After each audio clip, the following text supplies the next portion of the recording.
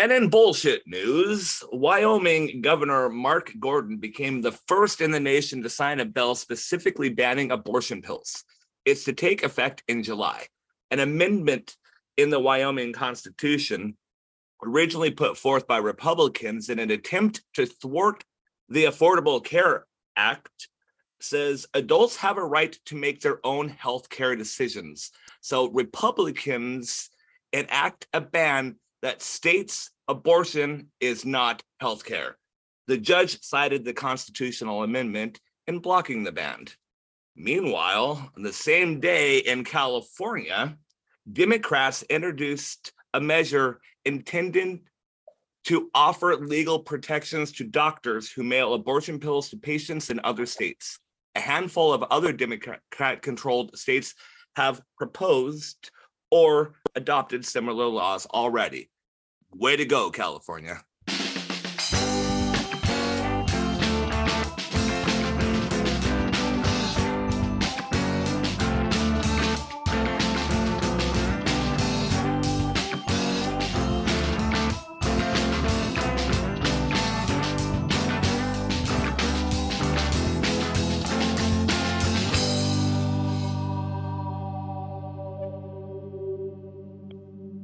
And there it is, everyone. Welcome to episode 4 of Name a Pod. And today we are addressing a sensitive topic, abortion access and or the lack thereof as it applies to necessary medical care and, basic human rights and privacy and bodily autonomy. So buckle up, guys. Here we go. So we're all aware of the U.S. Supreme Court's quote-unquote Dobbs decision last summer, which is formerly known as Dobbs versus the Jackson Women's Health Organization, which effectively put an end to federal abortion access protections by overturning Roe versus Wade. So this is a right and a protection, really, that women in this country have had for nearly 50 years. But in doing so, with the Supreme Court decision, the matter of abortion access now falls to the legislatures of individual states, which are obviously very divided, as Jeremy just informed us. According to Planned Parenthood Action Fund, over 20 states have severely restricted abortion access, with nearly complete bans in at least 12. And, we have to note that most of these bans and restrictions are in states that have Republican-controlled state legislatures. Many of these laws make no exceptions at all for victims of rape or incest, or they severely limit the window of a time that a woman has, requiring her to prove rape or incest, which is not an easy thing to do within a certain amount of time. And a lot of them say that the only reason a pregnancy could be terminated is to save the life of the mother. But even this, based on how the laws are written, is open to some pretty wild interpretation. And guys, here, I thought Republicans were the party of small government. And I guess they got so small that they can fit inside my uterus? Whatever. Okay. Yeah. Jer? Well, out of Topeka, Kansas, their highest court signaled Monday that it still considers access to abortion a fundamental right under the state constitution. Way to go, Kansas. The state Supreme Court is considering exactly how far the Republican-controlled legislature can go in restricting abortion under a 2019 decision protecting abortion rights. The Kansas legislator put a proposed amendment on last August ballot asking voters whether to lift that constitutional protection, which would have allowed lawmakers to greatly restrict or ban abortions. Voters soundly rejected the measure. An attorney for the state argued that the decisive statewide vote last year affirming abortion rights doesn't matter. Boom. Oh man. Yeah, this is yeah. And there's been a lot of examples brought forth by many major news outlets of situations where abortion care is required. And this is something that people forget. The right to choose is extremely important. However, the right to necessary medical care, and we're talking about situations where, very much wanted pregnancies they can become complicated. So anyway, some of these laws are forcing a pregnant person to travel even to another state sometimes to receive the care that they need. And I think a lot of people would be familiar at this point with a case in Texas where 5 women are actually suing the state of Texas, not the providers, not the doctors, but the state, because of the refusal and delay of necessary medical care that was required to save their lives. In the case of one of the women, and this story has been reported many times, she became septic twice and required a blood transfusion after the doctors refused to terminate a non-viable pregnancy until she was quote unquote sick enough. And she nearly died. And she also suffered permanent damage to her reproductive organs, which will invariably affect her ability to try to have another child. So that's a bunch of bullshit. Another one of the women, and actually I think there were 2 when I revisited the story, they were pregnant with twins and they required the abortion of one of the twins in order to save the life of the mother and the other baby. And as far as I know, one of those women is about to give birth to one of the healthy children that she is still carrying. So, again, wanted pregnancies that required a specific type of care. But in the case of at least one of those women, with the twins, she had to travel outside of Texas to have the procedure. And I can't imagine the mental, let alone the physical duress that these women had to endure because of these laws that are written in such a way where even a very much wanted pregnancy that doesn't go smoothly is going to affect people in such negative ways. But these doctors, according to these laws in Texas, could face $100,000 fine, and this is written down, a maximum prison sentence of 99 years. Wow. Are you what? Because you saved somebody's life? Whatever. But I do want to read just a snippet here real quick from, this is a New York Times article that came out, I guess it was about a month ago at this point as of our recording. And it says, 5 women sue Texas over the state's abortion ban was the title of the article. And there's some pretty disturbing details in here. But the quote I would like to read is from the woman. Her name was Amanda Zawarski. I hope I pronounced her name correctly. She was the one who became septic and had issues, big complications after that. But she said, "You don't think you're somebody who's going to need an abortion, let alone an abortion to save my life." She's 35 years old. She continued, "If anybody reads my story, I don't care where they are on the political spectrum. Very few people would agree that there is anything pro-life about this." And she couldn't be more correct. The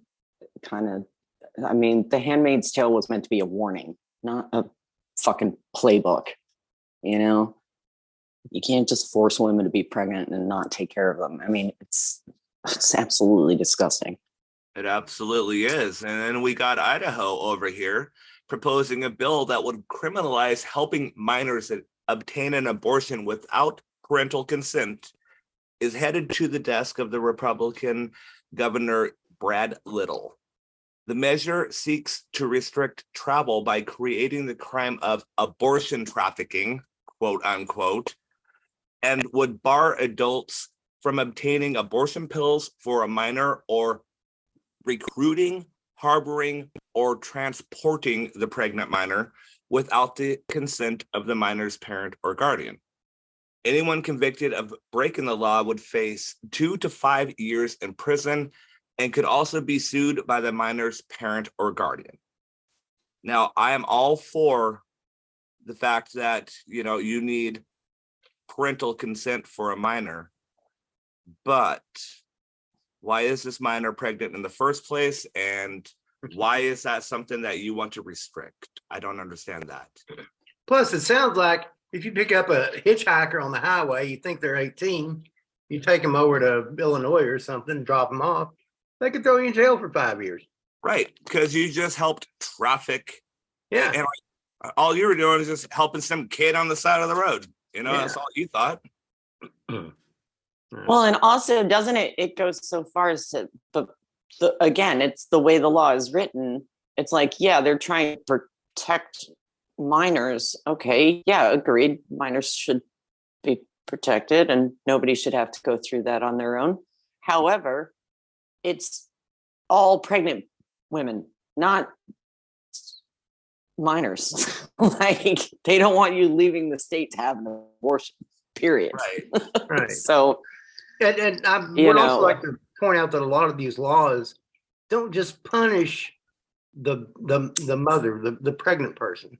They punish people who are trying to help that person. Right. Yeah. Right. Basically helping save their life. Yeah. People who are trying to do the right thing. Yeah.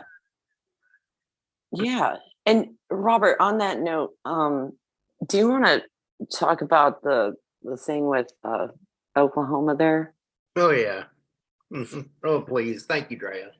Yeah. Yeah. I want to get into some of the unintended tragedies brought about by the Texas law that passed in, was it 21? Anyway, at the time, it was the most restrictive abortion law in the United States. Probably still is. Yeah, you have to be able to identify a heartbeat by 6 weeks, and if you can do that, well, you might be able to abort it. But at the same time, there are also implications of private citizens suing you if you do it and they think it's wrong. Anyway, let me get on to Oklahoma. Mm-hmm. Everybody knows Texas and Oklahoma are traditional rivals. I mean, yeah, we know all about the football and stuff like that, but the states will basically take opposite sides on any issue. Well, recently, March 21st, the Oklahoma Supreme Court ruled that its state constitution guarantees the right to terminate a pregnancy that threatens a patient's life. And that invalidated a near total abortion ban that the Oklahoma legislature passed. Now, the ruling allows physicians to provide an abortion, quote, at any point in the pregnancy, whenever they determine with, quote, a reasonable degree of medical certainty that denying care would, quote, endanger the woman's life. Makes sense to me. Right. I trust the doctor more than I do Greg Abbott. I'll tell you that right now. Anyway. Yeah, shit. Yeah. The vote was 5-4. A Republican crossed over to side with the Democrats. Oh, wow. And when they wrote up their briefs after the decision, 3 of the justices elaborated in a concurrent opinion that this standard should protect patients from the trauma inflicted on pregnant Texans who've been denied emergency abortions. And let me tell you, folks, as a lifelong Texan, anytime Oklahoma makes a decision to avoid an embarrassment suffered by Texas, it's high time to sit up and take notice. Well, let me take some time now and explain a little bit about what's happened since they passed this law in Texas that essentially shuts down all abortions after 6 weeks. Now, I took some of this from an article in Slate. It should be up on our Twitter and various other social media sites. But anyway, Slate recently published a cautionary tale about the unintended consequences of the Texas law. And frankly, it should scare the hell out of every woman in the state. The story started with a tale about a pediatric nurse who had to watch a pregnant patient suffer a uterine infection when her water broke at 19 weeks, way beyond the. Oh my God. Yeah. But it's also well before the viability of the fetus to survive outside the womb. This is not the first time it's happened in Texas. Mhm. Doctors would have normally terminated the pregnancy to prevent a life-threatening infection or other serious complication, but this is Texas, so they waited. And Oh my God. as the nurse said, the smell of infection filled the room, which Oh, had to be horrific. Oh God. She was That's awful. the mother was monitored for sepsis, because if the infection got bad enough and spread through her body, the doctors might finally intervene to save her life. Finally, after 3 days after the water broke, the fetal heartbeat stopped. But the nurse who dealt with similar cases in recent weeks left her job after that, quote, saying, "It was enough to say, you know what, I'm not doing this anymore." And she's Oh not God damn. the only medical professional leaving Texas because of what was called State Bill 8. And the same thing's happening in Idaho. Sorry. Yeah, Yeah. go ahead. Exactly. Yeah. Yeah. Incidentally, Republicans have held every statewide office in Texas and controlled both houses of the state legislature for the last 21 years. So don't try to blame any of this on the Democratic Party. Anyway, if you need to be reminded, the law went into effect in September 2021, banned nearly all abortions after about 6 weeks of pregnancy, allowed virtually any person to sue anyone they suspected of aiding and abetting an abortion procedure. The law did include an ambiguous exception for medical emergencies, but that's really, again, ambiguous. yeah, it's really just meant that hospitals hold off on doing any kind of thing to people with pregnancy complications because they're worried about liability and leaving the providers that be sued for doing their damn jobs. Yeah. As they said in Slate, quote, "They're facing impossible situations that pit their ethical obligation to patients who are dealing with traumatic and dangerous pregnancy complications against the fear of lawsuits, loss of their medical licenses, and incarceration." Texas They've is already, incorporated incarceration. yeah. Texas already has problems with healthcare. It's the worst state in the nation as far as the number of people with health insurance. There's 254 counties in Texas. 38 of them have no doctor. About 170 of the 254 counties have no OBGYN. Whoa, dude. Yeah. Texas Jeez. has one of the most significant physician shortages in the country. A shortfall that's expected to increase by more than 50% over the next decade. They already have a shortage of around 30,000 registered nurses, and that's expected to double in the next decade. Damn. March of Dimes did a study and decided Texas is among the worst states for maternity care access. So go out, catching up. But maternity care access has decreased in a dozen Texas counties in the past 2 years, mostly due to the loss of, obstetric providers. Yep. Texas has also experienced the most rural hospital closures in the country in recent years. And already residencies and recruiters are reporting a hesitancy among doctors to practice in states like Texas that have these abortion bans. Now, one last thing. This all impacts me on a personal level.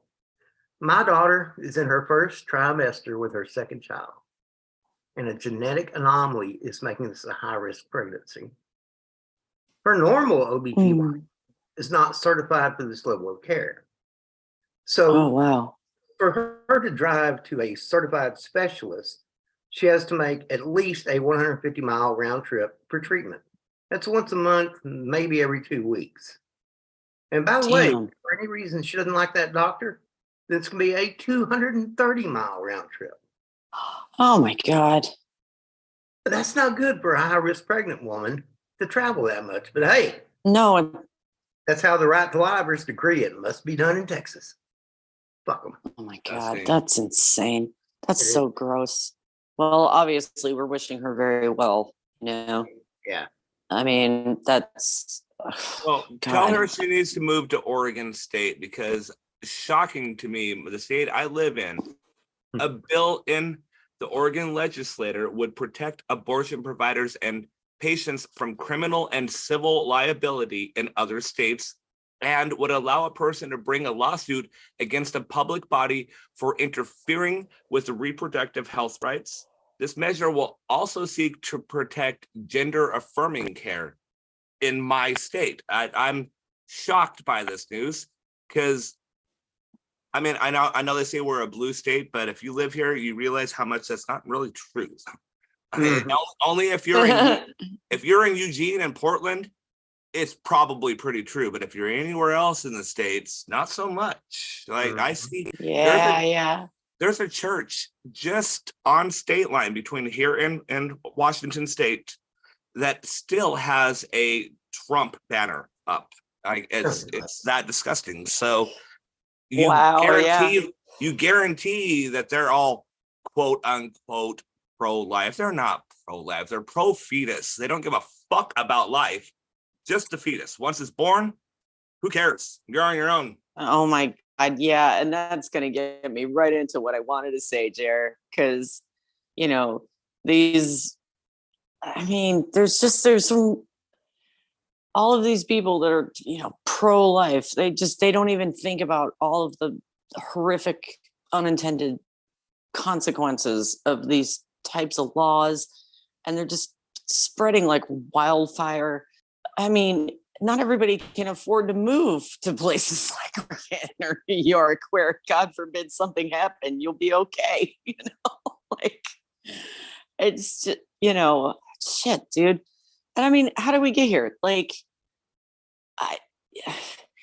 so one of the things that really blew my mind, honestly, was according to the Supreme Court's decision in Dobbs' case, they said that there was no constitutional protection concerning a right to an abortion, but there is, because it's in the Constitution that we have freedom of religion. And why is nobody talking about this? Well, actually, somebody was, the Jewish people, because they're like, in their faith, life begins at first breath. No one's advocating. Jewish people are not advocating abortion, but God forbid anything happen, you're gonna make sure the mother's okay, because you can try again if you want to have children. But if she doesn't receive the proper care in due time, she's not going to be able to try again, right? So it's right there. And it's this Christian fanatical stuff. Not all Christians. I know some really, really freaking awesome Christians. But my family, for one, they're Catholics, and they are the nicest people that will help anyone and everyone and don't judge. They are true Christians. They are true Christians. Yeah, and that's just it. Talking about the radical right wing, that thinks that any type of abortion for any reason is killing a baby, and not necessary medical care, which is honestly the greatest percentage of abortions is freaking necessary medical care. But it doesn't even matter. Like, this doesn't have to do with anyone but a pregnant person and their doctor. And if they believe in God, their God, whatever. Like, it's not up to other people to decide. And if, geez, man, when we were talking about books and stuff, it's like, if you don't want to read the book, don't read the book. You don't want to get an abortion, don't get an abortion. You want to put your life at risk for a high risk pregnancy, go ahead and do it without getting care. Go ahead. But you cannot make people do that. And it's ridiculous to expect women to put themselves in situations, it's like they just want to start a family. My heart goes out to these women in Texas. I've just had it with this shit. It's like, fuck off. This is necessary medical care. And maybe we need better words, like, because the word abortion has like such a stank on it. Like, we just need to call it pregnancy care or something. You know what I mean? Like an unpregnancy. How about that? Should that be required for any reason? I don't care what the fucking reason is.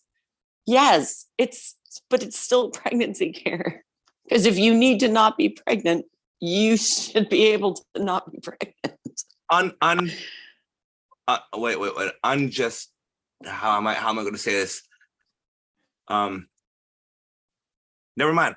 I'm not going to be able to put those words together, so forget it. Well, but who did put it together, Jer? Very well. George Carlin. Oh, the late great George Carlin. Rest in peace, my lord. He had a thing or three to say about it. And I actually transcribed this bit, you guys, because I wanted to make sure I had it completely right, because it's so brilliant. And by the way, this was back in 1996. Okay. And he says, now obviously I'm quoting him, and no way my delivery is going to be nearly as genius as his, but I'll try. He says, boy, these conservatives are really something, aren't they? They're all in favor of the unborn. They will do anything for the unborn. But once you're born, on your own. Pro-life conservatives are obsessed with the fetus from conception to 9 months. After that, they don't want to know about you. They don't want to hear from you. No, nothing. No neonatal care, no daycare, no Head Start, no school lunch, no food stamps, no welfare, no nothing. If you're preborn, you're fine. If you're preschool, you're fucked. You're fucked. Yep. Conservatives don't get a shiv. Right? Conservatives don't give a shit about you until you reach military age. Then they think you're just fine. That's just what they've been looking for. Conservatives want live babies so they can raise them to be dead soldiers. Pro-life. Pro-life. These people aren't pro-life. They're killing doctors. What kind of pro-life is that? Wait, they'll do anything they can to save a fetus, but if it grows up to be a doctor, they just might have to kill it. They're not pro-life. You know what they are? They're anti-woman. Simple as it gets. Anti-woman. Yeah. Amen. They don't like women. And yeah, I mean, way to go, sir. And that was in 1996 he was saying this, so bravo. Oh God. Bravo. I mean, we all miss him and his genius really, but I'm almost glad he's not alive to see what's going on right now. I think it would make his head explode. Yeah. Yeah. Like I I've mean, seen on Scanners. That would be him. Yeah. God. He'd just be sitting there and just start twitching and then boom. Oh my God. Jared, you got another fact for us. I know you do. I definitely do. This one actually is, kind of the counter to what the state of Oregon that I live in is doing. Minnesota and Hawaii, both, apparently, and other bullshit news. Minnesota lawmakers passed bills to prohibit enforcement in the state of law, subpoenas, judgments, or extradition. Thank you. Please cut that out. I'm leaving it in. Let me try this again. Minnesota lawmakers passed bills to prohibit enforcement in the state of laws, subpoenas, judgments, or extradition. I fucked it up again. Extradition. God damn it. Why can't I say that word? Okay, take 3. Okay. Minnesota lawmakers passed bills to prohibit enforcement in the state of laws, subpoenas, judgments, or extradition requests from other states for people who obtain, provide or assist with abortions there. Oh, yeah. God damn it, I fail so much at this one. Okay. Hawaii Governor John Green has signed a similar measure. There you go. God damn it. Why was that one so hard for me? I don't know. Like, Jesus. I must have written it wrong or something. I don't know. I stumbled over that one word so many times. Why can't I say extradition? Hey man, I have my words. I think we all have our words, okay? Oh yeah. We definitely do. Oh my God. I have words I've been trying to at least spell correctly for the past 20 years. And I'm like, every time I try to spell one word, it's like, oh God damn. Yeah. Like diarrhea. That is the worst goddamn word ever. Fuck diarrhea. Fuck it as a concept and a word. Speaking of difficult circumstances, Robert. Yeah. You adopted 3 young children all at the same time. Yeah, and George Carlin's words kind of flow into that a little bit, because one of the things that really, really irks me about the so-called, quote, right to life supporters, Yeah, is that their interest ends once that baby's drawn a breath. They just don't care anymore. There was a TikTok video recently where a guy went around to abortion protests, and he was trying to get people an application to become an adoptive parent. Now, I'd like to hope somebody filled it out, but of course, everyone on the video ignored him or walked away. But at any one time in this country, there are about 130,000 foster children waiting for somebody to adopt them. Children who have been removed from the homes because of neglect, because of abuse, because of drug use by the parents. You know, there's sometimes just those babies that they say people are just supposed to have and give up for adoption, right? Yeah, and they don't take good care of them. I could tell you some real horror stories about our kids, even though it was just neglect. It was still frightening as hell. And oh God. And again, this is a personal thing to me. My late wife and I took in 3 foster children, a sibling group, all brothers and sisters, more than 20 years ago. And we were able to adopt them as foster parents. And I got to tell you, it was the hardest thing I've ever done. It was also the most rewarding, because we were foolish enough at age 40 to think we could just take in 3 kids and raise them up. Well, we did. Yeah. But we were exhausted. God bless you. For about 20 years. Yeah, no. I think it's outstanding that you made sure that family stuck together. I love that so much. I know, that's beautiful. I'm very proud of them all. I'm very proud of them all. They've turned out to be. And now you have grandkids, and oh, what a beautiful family. Oh. Yeah, I've got 4 with 2 more on the way. So it's not like I feel like abortion is the only answer. I mean, hell. Yeah, no, I know you're proud. What do they call you? What, do they call you granddad? Do they call you papa? What do they call you? Papa. Oh. Nice. Oh, that's so sweet. You should have won with proud papa. You should have won with Pappy and always squinted your eye at them every time.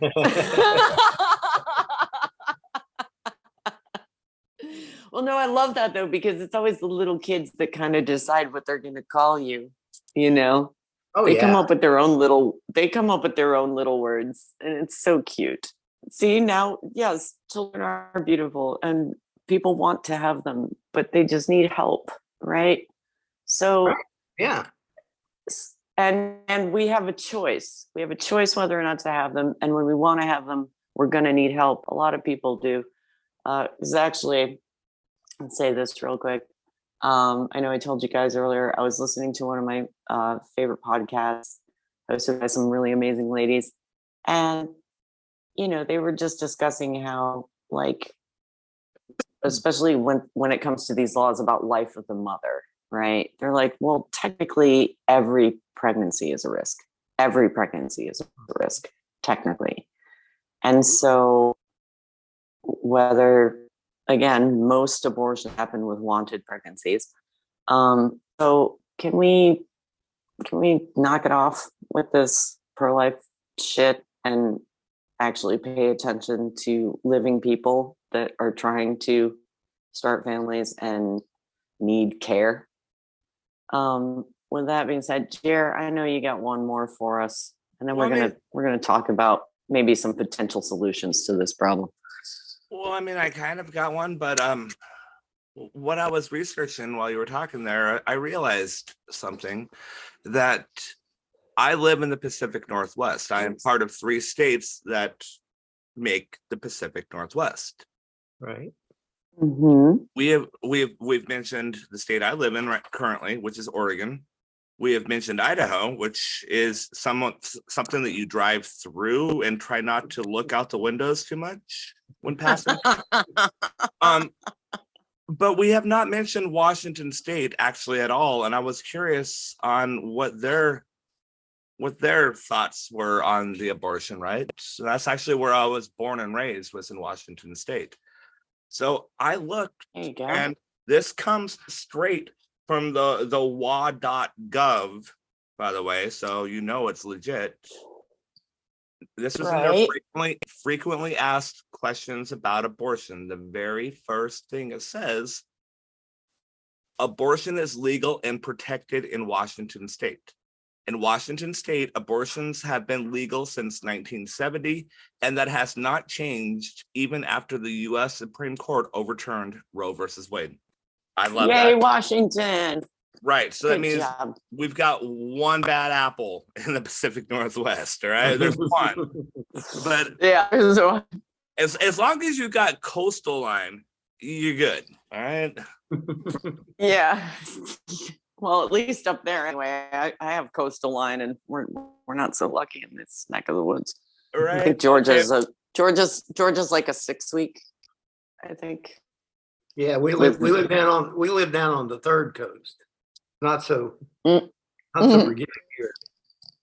Yeah, not so forgiving down here, man. It's hot and people are assholes. So okay, let's. Well, no. There is one more, a little darker note though. Oh yeah, what you got? We got in New Hampshire, the Republican-led but closely divided New Hampshire House on Thursday rejected multiple bills to further restrict abortion access, while also approving legislation to protect it. In New Hampshire, Republicans hold a 201 to 198 majority in the House, which is one seat vacant. The proposal in question, backed by virtually all Democrats, would have repealed the state's ban on abortion after 24 weeks of pregnancy. The bill was tabled after the 192-192 tie. Oh my gosh. Wow. Right. And see, okay,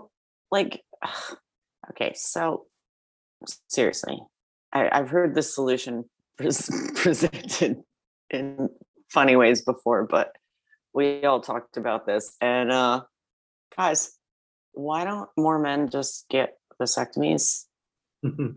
Like if you're a good dude, and maybe you want to have a kid someday, but even birth control, condoms, not 100% effective. So and even if you're doing all the right stuff, IUDs can cause infections and all kinds of other problems as well. As not only that, but it's invasive in the first place. Mm-hmm. Yeah, and hormone, hormonal birth control, period, messes with our periods and all kinds of shit. You're fucking nuts because you're on regulated hormone all the time. It's like, no, that's not the way your body's supposed to work, by the way. So straight understand or know this. If you're a decent person, get a reversible vasectomy. Wait till the time is right. Do not put it all on women, because it is not all women's fault. It takes two to tango, buddy. It is not their fault they got pregnant. It's your fault you didn't wrap it up, or provide the medical procedure that could help where you don't have to. Yeah. And I mean, never, because we're not talking about like STDs or all the other reasons to use condoms and stuff. Tell me one state. Tell me Like, one generally state. speaking. Tell me one, just one. Name one state that outlawed vasectomies. Just one. Yeah. Tell me one state out there that's opposed to a vasectomy. Nobody. The state of toxic masculinity. Oh, yeah. Well done, sir. That is a good answer, my well sir. Done. Hats off to you. Yes. Hats off to you. Well done. Hats off. That was a fantastic. Like, I mean, seriously, like these people also don't understand how this works. Like, a woman usually produces one egg every month, right?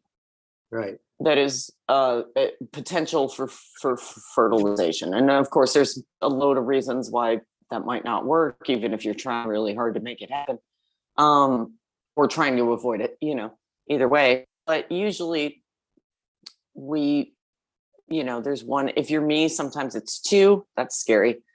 But you guys, like, every time you ejaculate, there's like millions of sperm coming at this one little egg. The odds are much higher on our end than on hers. That's for damn sure. Much higher. I've always compared it to, if the 300 Spartans showed up, to fight the Persians, and they just pushed King Leonidas I up the front and said, "See you later, buddy. You're on your own. There's only 120. Yeah, right. We're gonna go home and get drunk.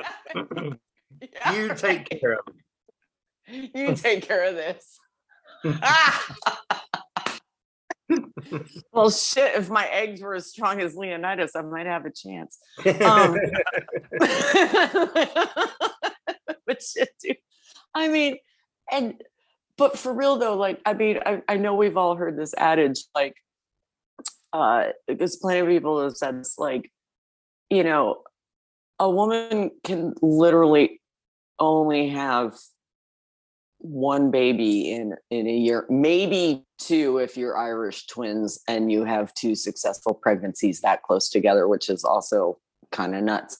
But hey, it happened in my family. I have an Irish Catholic family, so but for real though, it's like really a woman only can have so many children within a certain amount of time. A dude could impregnate so many women.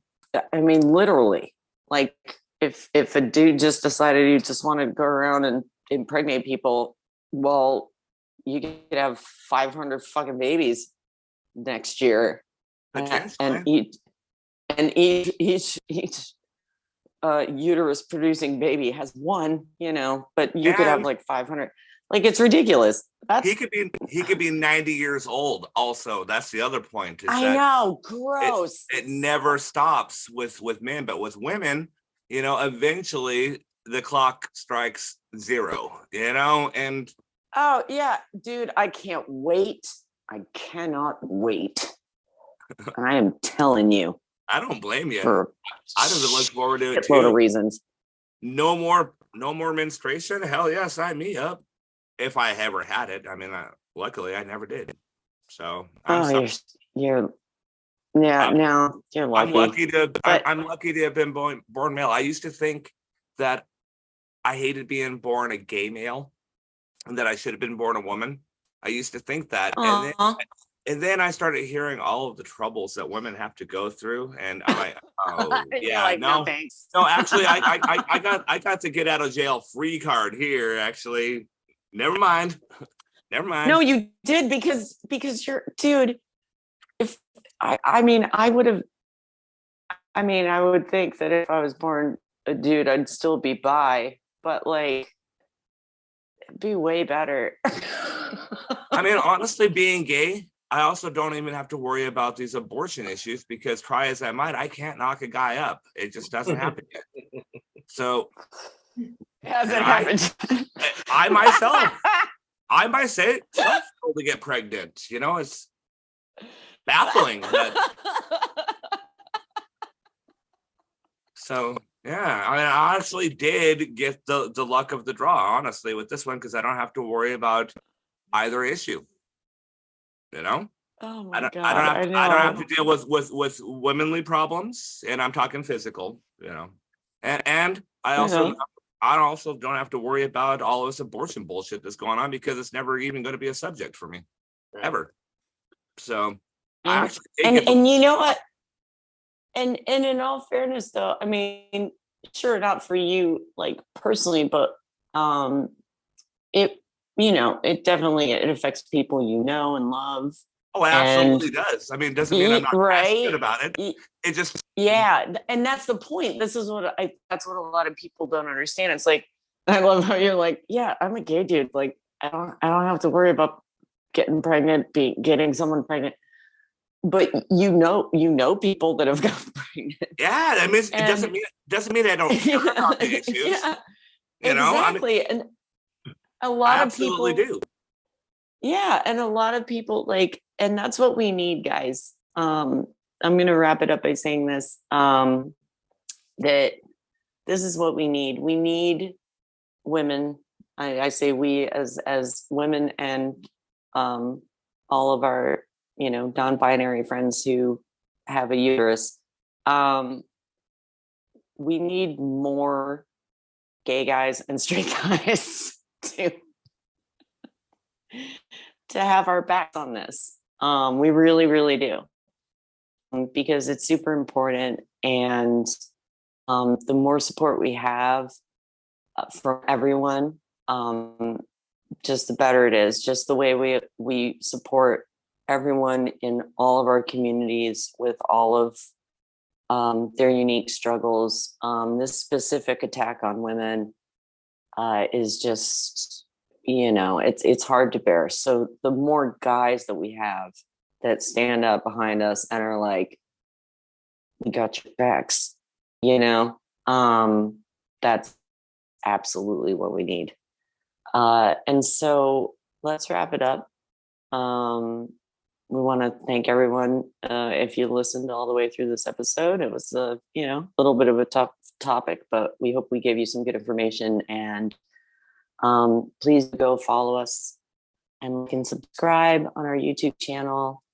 You can follow us at Name of Pod on Twitter and YouTube, and you can also find us on Spotify that way. So we will talk to you very soon. Women, we got your backs. We love you, women. We will be there for you.